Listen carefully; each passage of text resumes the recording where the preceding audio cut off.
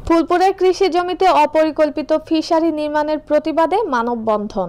ফয়জুর রহমানের রিপোর্টে বিস্তারিত। ময়মনসিংহের ফুলপুর উপজেলার ৬ নং পয়ারি ইউনিয়নের পশ্চিম ইমাদপুর এলাকায় অপরিকল্পিতভাবে ২ ফসলি জমিতে পানি নিষ্কাশন ব্যবস্থা বন্ধ করে ফিশারি খনন করার প্রতিবাদে ২০ এপ্রিল রবিবার সকাল ১১টায় মানববন্ধন করেছে স্থানীয় ২০০ শতাধিক ভুক্তভোগী কৃষক।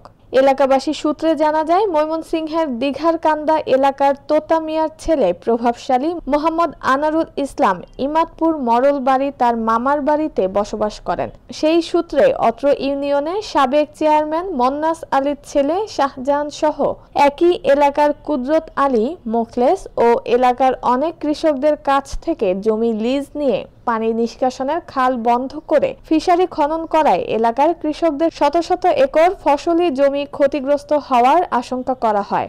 এরই প্রেক্ষিতে এলাকাবাসী বাদী হয়ে উপজেলা নির্বাহী অফিসার বরাবর লিখিত অভিযোগ দায়ের করেন, কিন্তু বিবাদী প্রভাবশালী হওয়ায় উপজেলা প্রশাসনের বাধা উপেক্ষা করে রাতের আধারে ফিশারি খননের কাজ অব্যাহত রাখেন।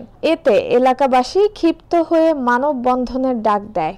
স্থানীয় থানা পুলিশ ঘটনাস্থলে উপস্থিত হয়ে সমস্যা সমাধানের আশ্বাস প্রদান করেন, কিন্তু স্থানীয় জনগণ তা প্রত্যাখ্যান করে রাস্তা অবরোধ করেন এবং তাৎক্ষণিক আইনগত ব্যবস্থা গ্রহণের দাবি জানান। পরে উপজেলা প্রশাসনের হস্তক্ষেপে তাৎক্ষণিক ঘটনাস্থলে উপস্থিত হন সহকারী কমিশনার ভূমি মেহেদী হাসান ফারুক। তিনি সরেজমিনে উপস্থিত হয়ে বন্ধ করে দেওয়া খাল উন্মুক্ত করে দেন এবং পানি প্রবাহ স্বাভাবিক রাখতে সবাইকে সহযোগিতার কথা বলেন। কেউ যদি পানি প্রবাহে কোনো প্রকার বিঘ্নতা সৃষ্টি করে তার বিরুদ্ধে কঠোর আইনগত ব্যবস্থা গ্রহণের হুঁশিয়ারি প্রদান করেন।